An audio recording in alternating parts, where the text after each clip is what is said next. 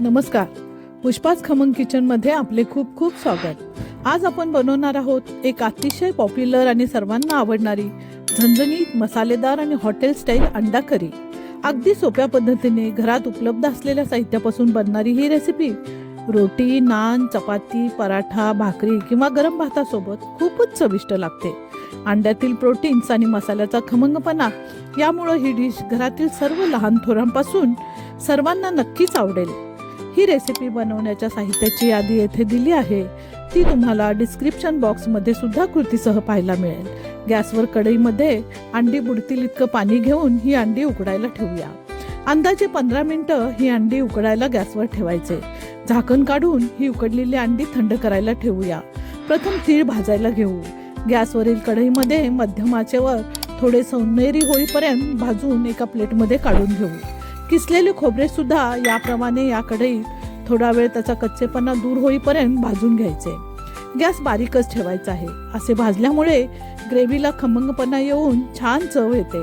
हे भाजलेले खोबरे देखील तीळ ठेवलेल्या प्लेटमध्ये काढून घेऊया. याच कढईमध्ये 2 टेबलस्पून तेल गरम करायला ठेवूया. तेल चांगले गरम झाले की 2 कांदे कट केलेले आहेत ते यामध्ये परतायला घेऊया. याकरता गॅस थोडा मोठा करायचा. हे सतत हलवत राहायचं आहे. थोडे सोनेरी रंगावर परतायचं आहे. कांद्यामुळे ग्रेव्ही ही खूपच स्वादिष्ट होते आणि ग्रेव्हीला खमंग चव येते. यामध्ये आले लसूणचे तुकडे घालायचे आहे. कांद्यातील कच्चेपणा कमी झाल्यावर लसूण आणि आलं यात घालत आहोत. कांद्यासोबत हा आले लसूण सुद्धा चांगला परतून घ्यायचा आहे. याचे आपल्याला वाटण करायचं आहे. आता कट केलेला एक टोमॅटो यामध्ये टाकायचा आहे. कांदा, लसूण आणि टोमॅटो यांचे फोडणीतून खमंग असा छान सुवास येऊ लागतो. टोमॅटोमधील पाणी थोडं थोडं आटूपर्यंत याला गॅसवर चांगलं शिजवायचं आहे. टोमॅटो छान परतले गेले आहे. ते मस्त मऊ मुलायम झाले. कांदा सुद्धा चांगला पारदर्शक झाला आहे. आता हे तीळ खोबरे ठेवलेल्या प्लेटमध्ये थंड करायला काढून घेऊ.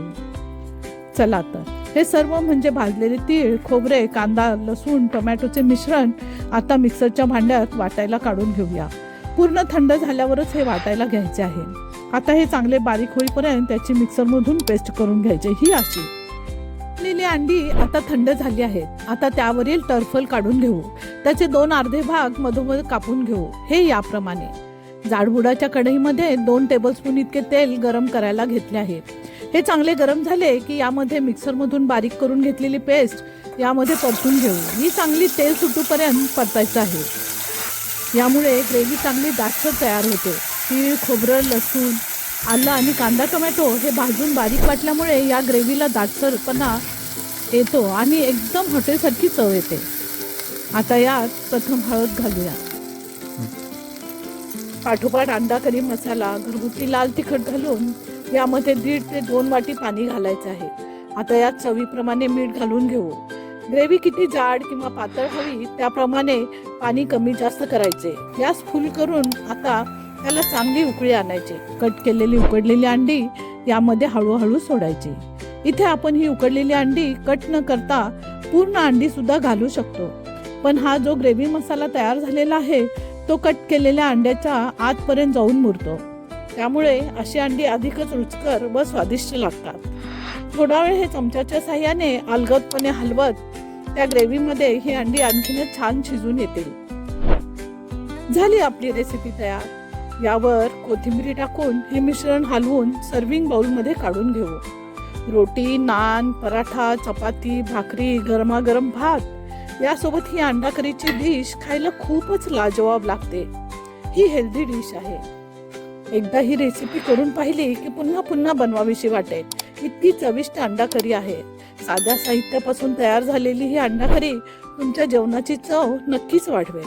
खमंग, मसालेदार आणि पौष्टिक अशी ही अंडा करी संपूर्ण कुटुंबाला आवडेल.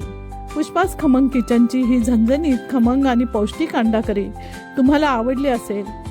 या आणि अशा खमंग स्वादिष्ट रेसिपीज पाहण्यासाठी पुष्पाच खमंग किचनला लाईक, शेअर आणि सबस्क्राईब करा. हा व्हिडिओ तुम्हाला आवडला असेल तर नक्की लाईक करा. ही रेसिपी तुम्ही नक्की करून बघा आणि हा व्हिडिओ कसा वाटला ते आम्हाला नक्की कळवा. पुन्हा भेटू अशाच नवीन खमंग रेसिपीसह. धन्यवाद.